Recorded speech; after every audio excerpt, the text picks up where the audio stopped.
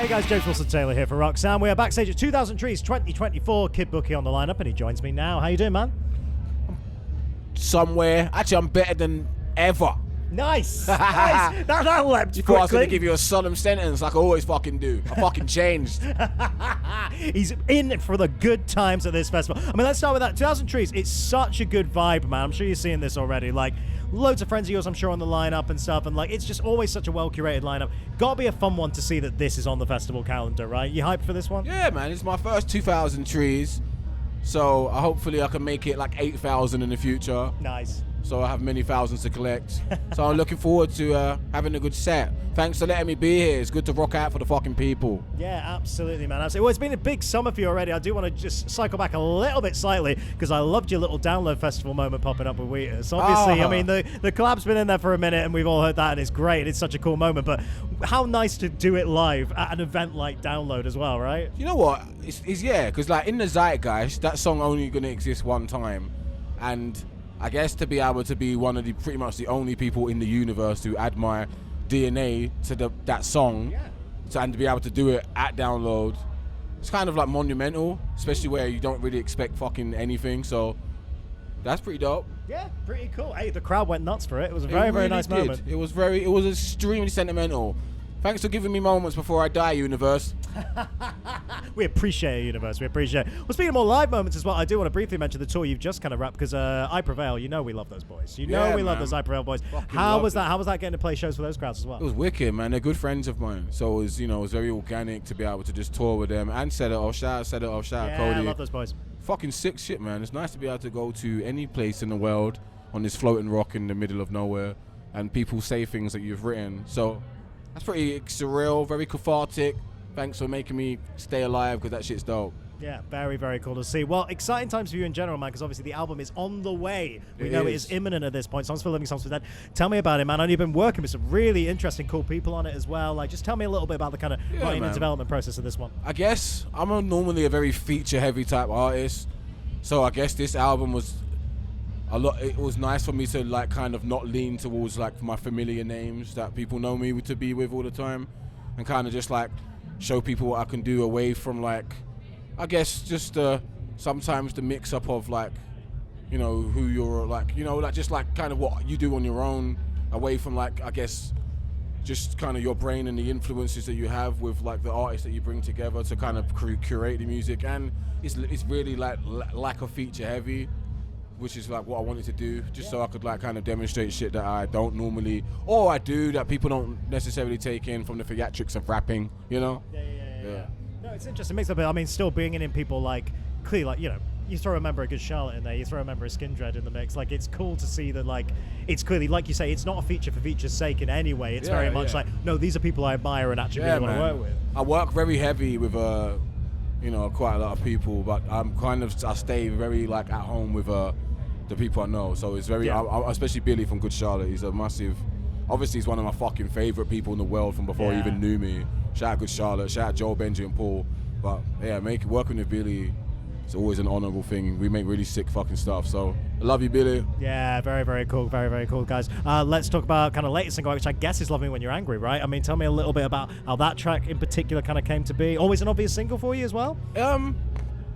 It was nice. It was like co-written with a person called Z Kizzy, which I like. I'm normally very like, no, it's mine. I don't really, so it was very nice to kind of let my guard down and, take in like a chorus that he's got for me, and just turned it into a whole new fucking song, which was really dope. And I guess again, like that, what I was saying, just kind of giving people the nuances to what I do, away from what people kind of know me for, which is nice. And I guess, whoever gives a fuck, thank you. And if you haven't given a fuck yet, maybe you can come around and start giving your fucks to me. So start giving your fucks, people. Start doing it, man. But it's so nice to see. Like, you've churned out so much music over the last couple of years, and now obviously the full length's coming as well. Are you one of these artists where, even though the album's about to drop, are you already thinking about what's next? I've already made so much new music that I'm like, oh, I love this shit better than the other shit, and this, I don't even know if I like this anymore. So it's like, but that's what happens when you're always trying to constantly outlive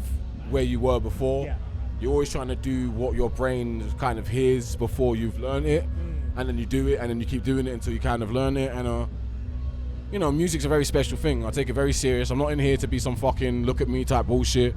I don't give a fuck if you're actually looking anyway, and if you are, hence why I say I'm very appreciative if you do, because I never even expected a fucking thing anyway. So one thing is better than nothing. So, yeah, suck it.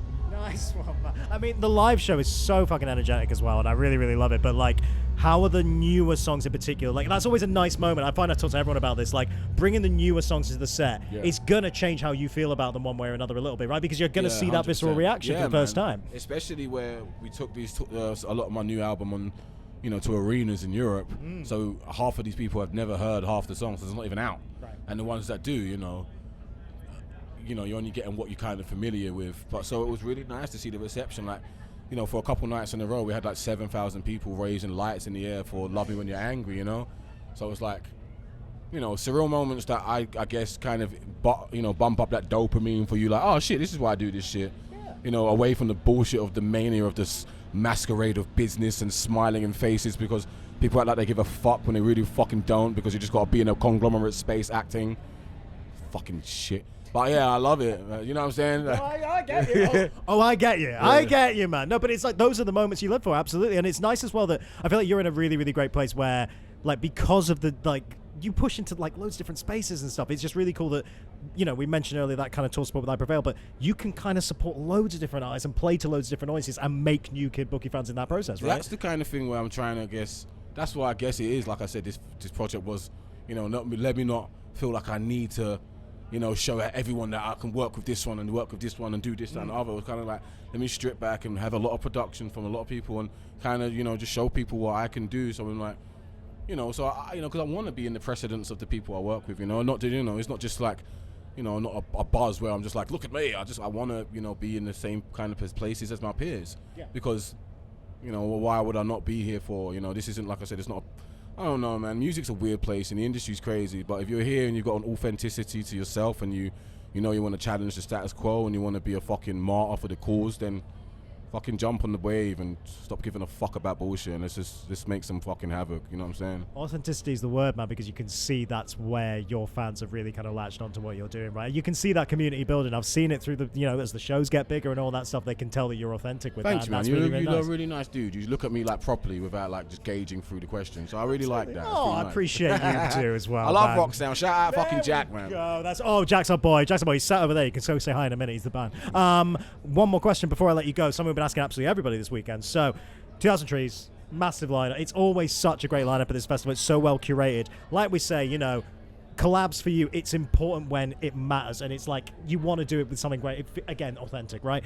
Anyone here this weekend on this lineup where you haven't toured with them yet, you haven't collabed with them, where you think, do you know what, in the future, that'd be a really, really cool move?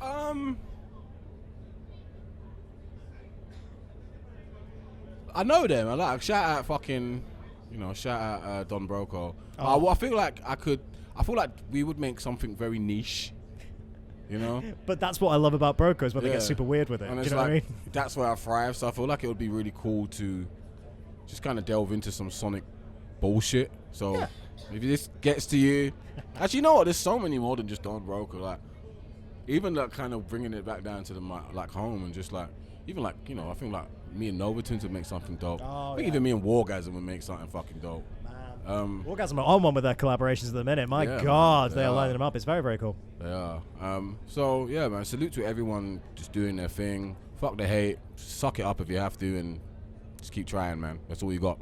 You got infinite amounts of trying, but one chance of living. So if you can make them both merge together, you're a motherfucking legend. What a perfect place to leave it. We're not topping that, man. That's dead on. It's really, really great to chat to you. Congrats on the record, sincerely. Best of luck with the release and everything. We'll catch up soon, I'm sure, all right? There he is. Kid Bookie, everybody.